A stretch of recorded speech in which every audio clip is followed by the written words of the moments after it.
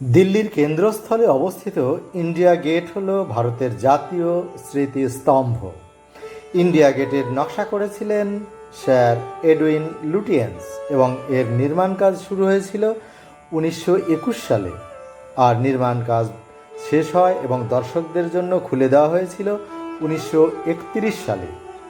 ভারতের এই জাতীয় স্মৃতিসৌধের উচ্চতা 137.76 ফুট।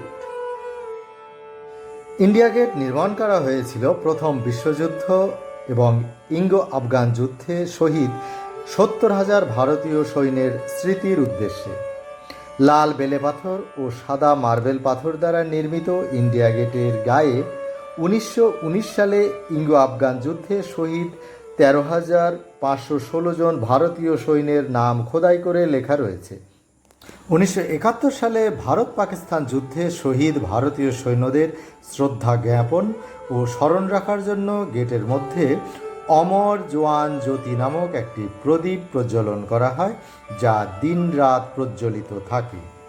পতাকা রঙের আলোকমালায় সজ্জিত হলে রাতের বেলা এর পরিবেশ এবং এর সৌন্দর্য বহুগুণ বেড়ে যায়।